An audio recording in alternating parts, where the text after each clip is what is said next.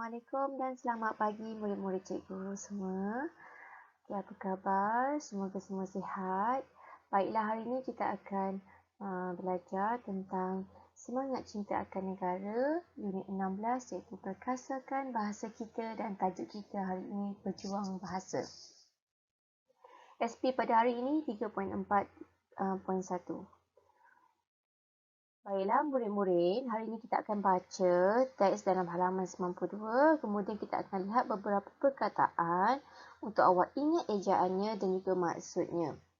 Baiklah, sebelum itu kita akan baca dahulu teks dalam buku teks halaman 92 tentang pejuang bahasa kita. Pejuang bahasa. Peserta Karnival Bahasa Melayu berkumpul di bilik tayangan. Mereka menonton video berjudul Datuk Dr. Haji Awang bin Sarian, Pejuang Bahasa.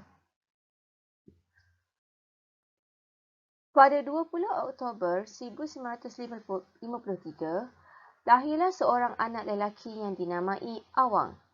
Beliau dilahirkan di Kampung Parit Bilal, Rambah, Pontian, Johor dan dibesarkan di Kampung Teluk Kerang, Pontian, Johor.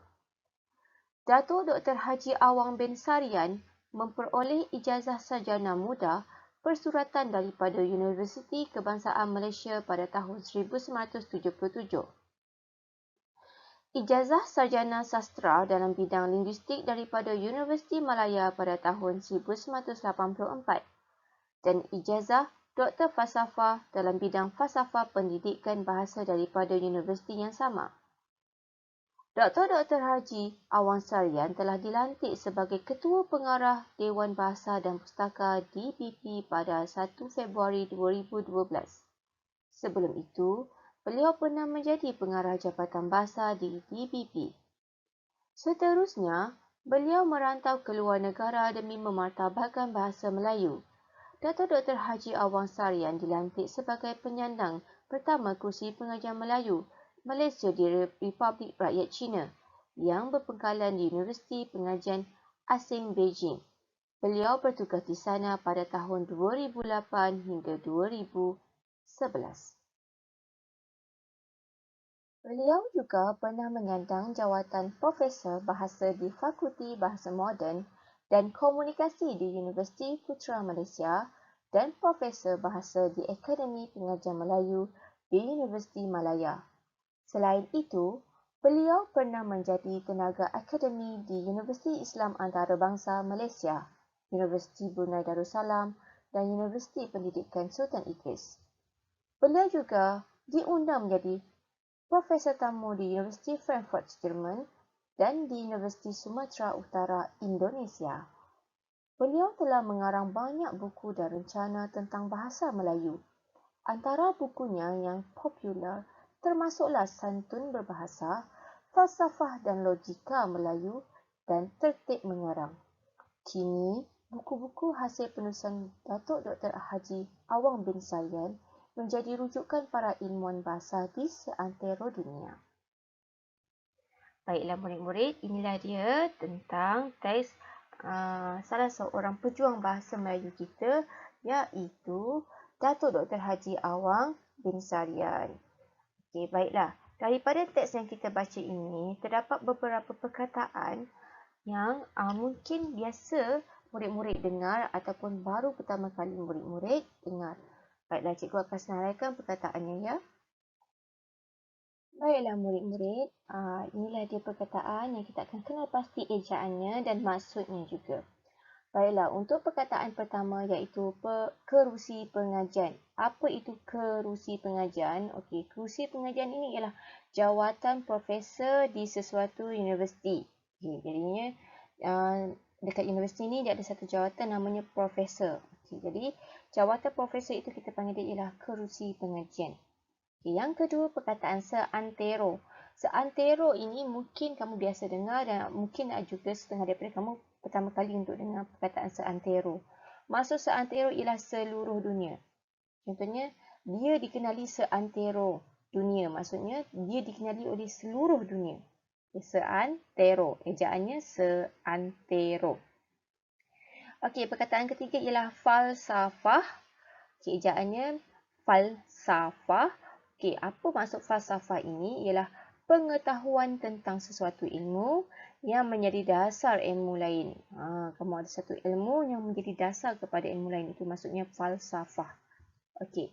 Seterusnya perkataannya ialah pengajian. Ini kita biasa dengar pengajian. Apa itu pengajian? Iaitu usaha atau kegiatan belajar. Yang kata perkataan pengajian ni sama juga dengan perkataan belajarlah, kegiatan belajar. Okey, fakulti. Seterusnya perkataan fakulti.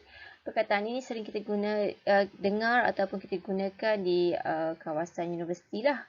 Fakulti pendidikan, fakulti sains. Okay, apa itu fakulti? Fakulti ialah sesuatu cabang ataupun jurusan pengajian. Apabila murid-murid mengikuti pengajian yang lebih tinggi seperti di universiti, di sana akan ada cabang-cabang ilmunya. Apa yang murid-murid ingin belajar? Cabang ilmu bahasa, cabang ilmu sains, cabang ilmu pendidikan. Itu dinamakan fakulti. Okay, seterusnya, penyandang. Ini pun biasa dengar. Penyandang kan? Okay, apa maksud penyandang? Orang yang memegang sesuatu jawatan.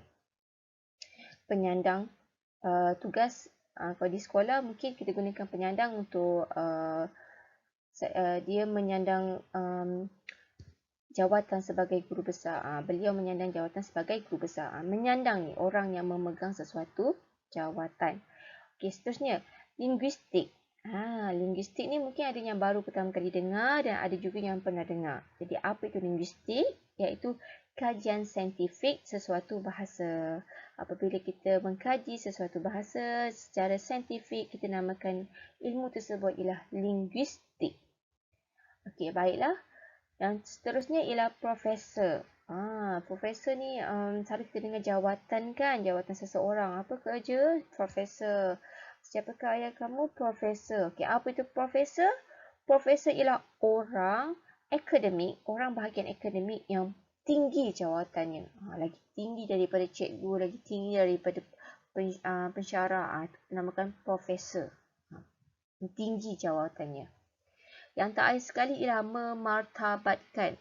Apa maksud memartabatkan? Memartabatkan ialah menjadikan sesuatu itu bermartabat. Tinggi nilainya lah. Martabat tinggi. Kamu menaikkan sesuatu martabat. Menjadikan sesuatu bermartabat. Jadinya memartabatkan. Baiklah murid-murid, cikgu harap kamu boleh ingat. Kenal pasti ejaan-ejaan perkataan ini. Okey, sebab selepas ini kita akan ada tugasan untuk perkataan-perkataan ini. Baiklah, untuk tugasan hari ini, murid perlu mengenal pasti ejaan yang cikgu berikan tadi.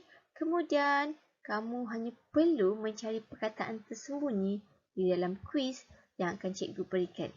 Dalam link yang akan cikgu berikan. Okey, untuk hari ini itu sahaja dan pastikan kamu ingat perkataan-perkataan yang cikgu berikan tadi, cikgu senaraikan tadi, kerana di masa akan datang dalam penulisan karangan ke, dalam teks ke yang apa kamu baca, kamu akan sering jumpa perkataan ini dan kamu akan tahu dan boleh gunakan perkataan ini.